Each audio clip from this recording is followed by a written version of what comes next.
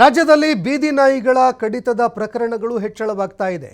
ಹೀಗಾಗಿ ನಾಯಿ ಕಡಿತಕ್ಕೆ ಒಳಗಾಗಿರುವವರ ಸಂಖ್ಯೆಗಳನ್ನು ಕೇಳ್ತಾ ಹೋದರೆ ಬೆಚ್ಚಿ ಬೀಳುವಂತಿದೆ. ಅಷ್ಟೊಂದು ಜನರ ಮೇಲೆ ನಾಯಿಗಳು ದಾಳಿ ಮಾಡಿದವೆ. ಜನ ಬೀದಿಯಲ್ಲಿ ಓಡಾಡೋದಕ್ಕೆ ಭಯಪಡುವಂತಹ ಪರಿಸ್ಥಿತಿ ಎದುರಾಗಿದೆ. ಕಿಮ್ಸ್ಗೆ ನಾಯಿ ಕಡಿತದಿಂದ ಬರ್ತಾ ಇರೋರ ಸಂಖ್ಯೆಯಲ್ಲಿ ಹೆಚ್ಚಳ ಕಂಡು ಬರ್ತಾ ಇದೆ.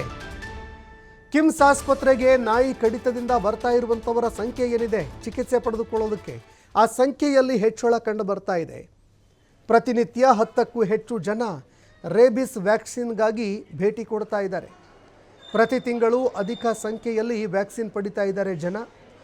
ಕಳೆದ 5 ವರ್ಷದಲ್ಲಿ 5 ರೇಬಿಸ್ನಿಂದ ಕಿಮ್ಸ್ನಲ್ಲಿ ಸಾವನ್ನಪ್ಪಿದ್ದಾರೆ. ಈ ರೇಬಿಸ್ಗೆ ಚುಚ್ಚುಮದ್ದು ಬಿಟ್ಟರೆ ಬೇರೆ ಯಾವುದೇ ಚಿಕಿತ್ಸೆ ಇಲ್ಲ ಈ ವೈರಸ್ಗೆ. ಹೀಗಾಗಿ 5 ಜನ ಈಗಾಗಲೇ ತಮ್ಮ ಜೀವ ಕಳ್ಕೊಂಡಿದ್ದಾರೆ. ಕಿಮ್ಸ್ನಲ್ಲಿ 2021ರಲ್ಲಿ 5,000 ಜನ ವ್ಯಾಕ್ಸಿನ್ ಪಡ್ಕೊಂಡಿದ್ರು.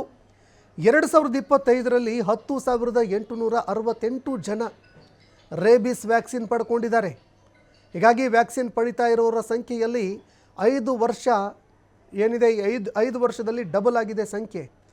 ಹೀಗಾಗಿ ಈ ನಾಯಿಗಳ ವಿರುದ್ಧ ಈಗ ಒಂದು ಕಡೆ ಸಾರ್ವಜನಿಕರಲ್ಲಿ ಆಕ್ರೋಶ ಭುಗಿಲೇಳ್ತಾ ಇದೆ. ಹೀಗಾಗಿ ರಾಜ್ಯ ಸರ್ಕಾರ, ಸ್ಥಳೀಯ ಆಡಳಿತ ಈಗಲಾದರೂ ಎಚ್ಚೆತ್ತುಕೊಂಡು ಸುಪ್ರೀಂ ಕೋರ್ಟ್ ಗೈಡ್ಲೈನ್ಸ್ಗಳನ್ನು ಫಾಲೋ ಮಾಡಿ ಬೀದಿ ನಾಯಿಗಳೇನಿದ್ದಾವೆ ಅವುಗಳನ್ನು ದತ್ತಕ್ಕೆ ಕೊಡುವಂತಹ ಕೆಲಸಕ್ಕೂ ಕೂಡ ಮುಂದಾಗಬೇಕು. ಯಾರು ಪ್ರಾಣಿ ಪ್ರಿಯರಿದ್ದಾರೆ, ಆ ನಾಯಿಗಳ ಬಗ್ಗೆ ಯಾರು ಒಲವನ್ನು ಹೊಂದಿದ್ದಾರೆ ಅಂಥವರಿಗೆ ದತ್ತಕ್ಕೆ ಕೊಟ್ಟು ಪ್ರತ್ಯೇಕ ಶೆಲ್ಟರ್ಗಳನ್ನು ನಿರ್ಮಾಣ ಮಾಡಿ ಆ ಮೂಲಕ ನಾಯಿ ಕಡಿತಗಳಿಗೆ ಕಡಿವಾಣ ಹಾಕುವಂತಹ ಅನಿವಾರ್ಯತೆ ಈಗ ಎದುರಾಗ್ತಾ ಇದೆ. ಒಂದೆರಡಲ್ಲ, ಕೇವಲ 5 ವರ್ಷಕ್ಕೆ ಡಬಲ್ಲು ರೇಬಿಸ್ ವ್ಯಾಕ್ಸಿನನ್ನು ಹಾಕಿಸ್ಕೊಳ್ತಾ ಇರುವಂಥವರ ಸಂಖ್ಯೆ ಡಬಲ್ ಆಗಿದೆ ಅಂತಂದರೆ ಅಲ್ಲಿಗೆ ಈ ನಾಯಿ ಕಡಿತದ ಪ್ರಕರಣಗಳು ಎಷ್ಟು ಹೆಚ್ಚಳವಾಗ್ತಾ ಇದೆ ಅನ್ನುವಂಥದ್ದು ಗೊತ್ತಾಗತ್ತೆ. ಜೊತೆಗೆ 5 ಜನ ಜೀವ ಕೂಡ ಕಳ್ಕೊಂಡಿದ್ದಾರೆ ರೇಬಿಸ್ನಿಂದಾಗಿ. ಹೀಗಾಗಿ ನಾಯಿ ಕಡಿತಗಳಿಗೆ ಕಡಿವಾಣ ಹಾಕೋದಕ್ಕೆ ಈಗಲಾದರೂ ರಾಜ್ಯ ಸರ್ಕಾರಗಳು ಮುಂದಾಗಬೇಕು, ಸ್ಥಳೀಯ ಅಧಿಕಾರಿಗಳು ಮುಂದಾಗಬೇಕು ಅನ್ನುವಂತಹ ಬೇಡಿಕೆ ಹೆಚ್ಚಳವಾಗ್ತಾ ಇದೆ.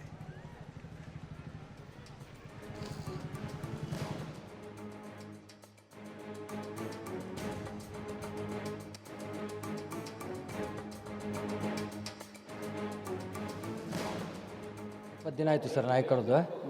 ಇಂಜೆಕ್ಷನ್ 2 ದಿನಕ್ಕೆ ಒಂದು ಸಲ, 2 ದಿನಕ್ಕೊಮ್ಮೆ ಬಂದೆ ರೀ. ಇನ್ನೊಂದು ಸಲ 4 ದಿನಕ್ಕೊಂದು ಸಲ ಬಂದೆ. ಆಮೇಲೆ ಇವತ್ತು 14ನೇ ತಾರೀಕಿಗೆ ಬಂದ್ರಿ ಸರ್.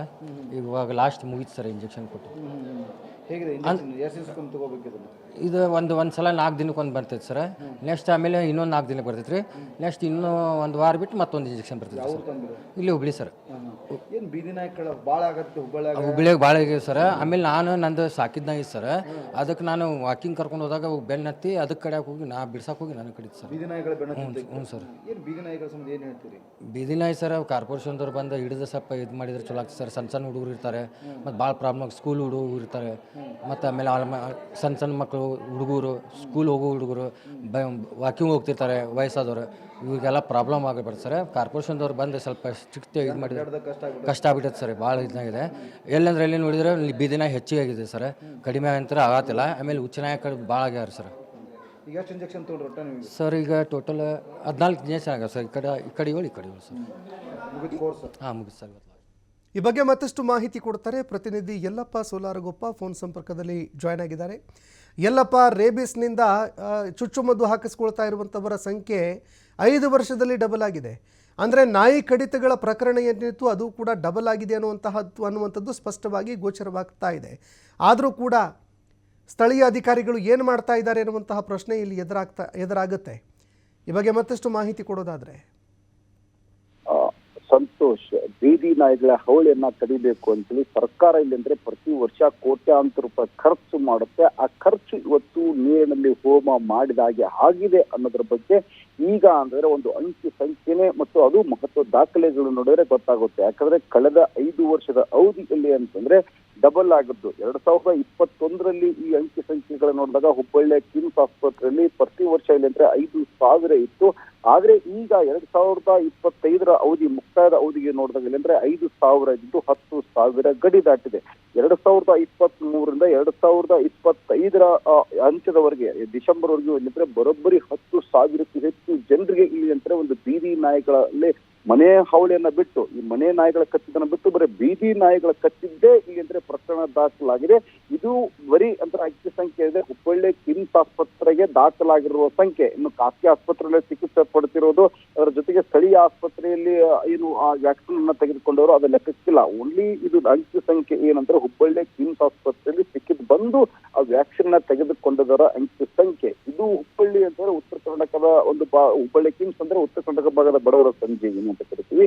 ಇದೇ ಒಂದು ಉತ್ತರ ಕರ್ನಾಟಕ ಭಾಗದ ಕಿಮ್ಸ್ ಆಸ್ಪತ್ರೆಗೆ ಉತ್ತರ ಕರ್ನಾಟಕದ ಜನರು ಇಲ್ಲಿ ಅಂದ್ರೆ ಹಾವೇರಿ, ಗದಗ, ರಾಯಚೂರಿಂದ ಬಾಗಲಕೋಟೆ, ಉತ್ತರ ಕನ್ನಡ ಈ ಭಾಗದ ಜನರು ಸಹ ಇಲ್ಲಿ ಅಂತಂದ್ರೆ ಬರ್ತಾರೆ. ಇದರಲ್ಲಿ 8 ಜಿಲ್ಲೆಗಳ ಜನರು ಇಲ್ಲಿ ಬಂದು ಈ ಒಂದು ವ್ಯಾಕ್ಸಿನ್ ನ ಪಡೆದುಕೊಳ್ತಾರೆ. ಈ ಒಂದು ರೋಗ ಚಿಲಿಕಕ್ಕೆ ಹೋದಾಗ ಒಂದು ರೇಬೀಸ್ ಅಂತ ಏನು ಕಂಡುಕೊಳ್ಳುವ ಮೊದಲೇ ಇಲ್ಲಿ ಅಂತಂದ್ರೆ ಈ ಒಂದು ವ್ಯಾಕ್ಸಿನ್ ತೆಗೆದುಕೊಂಡ್ರೆ ಈ ಒಂದು ಸಾವನ್ನಪ್ಪಿರುವ ಸಂಖ್ಯೆಯನ್ನ ಇಲ್ಲಿ ಅಂದ್ರೆ ಈ ಸಾವು ಏನಾಗ್ತವೆ ಅದನ್ನು ತಪ್ಪಿಸಬಹುದು. ಆದ್ರೆ ಮೊನ್ನೆ ಇನ್ನು ಬಾಗಲಕೋಟೆಯ ಒಂದು ಬಾಲಕಿ ಸಹ ಇಲ್ಲಿ ಅಂದ್ರೆ ಸಾವನ್ನಪ್ಪಿದ್ರು.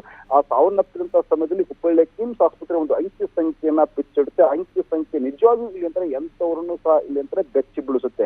ಯಾಕಂದ್ರೆ ಒಂದಲ್ಲ ಎರಡಲ್ಲ ಕಳೆದ 5 ವರ್ಷದ ಅವಧಿಯಲ್ಲಿ ಅಂದ್ರೆ 2023ರಿಂದ 2025 ಅಂದ್ರೆ ಪ್ರತಿ ವರ್ಷ ಸರಾಸರಿ ನೋಡಿದಾಗ ಅಂದ್ರೆ ವರ್ಷಕ್ಕೆ 1-2 ಸಾವನ್ನಪ್ಪಿವೆ. ಕಳೆದ 5 ವರ್ಷದ ಅಂದ್ರೆ ಕಳೆದ 2023-2025 ಇಲ್ಲಿ ಅಂದ್ರೆ 5 ಜನ ಸಾವನ್ನಪ್ಪಿದ್ದಾರೆ. 2023ರಲ್ಲಿ 1, 2024ರಲ್ಲಿ 1, 2025ರಲ್ಲಿ 2 ಜನ ಸಾವನ್ನಪ್ಪಿದ್ರೆ, ಅದೇ 2026ರಲ್ಲಿ ಕಳೆದ 2 ದಿನಗಳ ಹಿಂದೆ ಅಷ್ಟೇ ಬಾಗಲಕೋಟೆಯ ಬಾಲಕಿ ಇಲ್ಲಿ ಅಂದ್ರೆ ಮೃತ ಹೊಂದಿದ್ದಾಳೆ. ಅದು ಚಿಕಿತ್ಸೆ ಫಲಕಾರಿಯಾಗಿದೆ.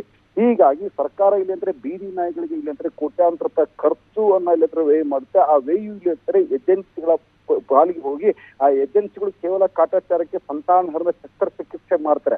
ಒಂದು ವೇಳೆ ಸಂತಾನಹರಣ ಶಸ್ತ್ರಚಿಕಿತ್ಸೆ ಯಶಸ್ವಿಯಾಗಿ ಮಾಡಿದ್ದೆ ಆದ್ರೆ ನಾಯಿಗಳ ಹಾವಳಿ ಇಲ್ಲಂದ್ರೆ ಹೆಚ್ಚಿಗೆ ಆಗ್ಲಿಕ್ಕೆ ಏನು ಕಾರಣ? ಕೇವಲ ಇದ್ರೆ ಸಂತಾನಹರಣ ಶಸ್ತ್ರಚಿಕಿತ್ಸೆ, ಅದು ಕಾಟಾಚಾರಕ್ಕೆ, ಇದು ದುಡ್ಡನ್ನ ಕೊಳ್ಳೆ ಹೊಡಿಲಿಕ್ಕೆ. ಹೀಗಾಗಿ ಸರ್ಕಾರ ಯಾವ ಏಜೆನ್ಸಿಗಳಿಗೆ ಇವತ್ತು ಆ ಸಂತಾನಹರಣ ಶಸ್ತ್ರಚಿಕಿತ್ಸೆ ಕೊಡುತ್ತೆ ಅವರಿಗೆ ಒಂದು ಕಟ್ಟುನಿಟ್ಟಿನ ಸೂಚನೆ ನೀಡಿ ಬೀದಿ ನಾಯಿಗಳ ಹಾವಳಿಯನ್ನ ಇಲ್ಲಂದ್ರೆ ಮಟ್ಟ ಹಾಕಲು ಮನಸ್ಸು ಮಾಡಬೇಕಾಗಿದೆ. ಸಂತೋಷ್, ಧನ್ಯವಾದಗಳು ಯಲ್ಲಪ್ಪ ನಿಮ್ಮೆಲ್ಲ ಮಾಹಿತಿಗೆ.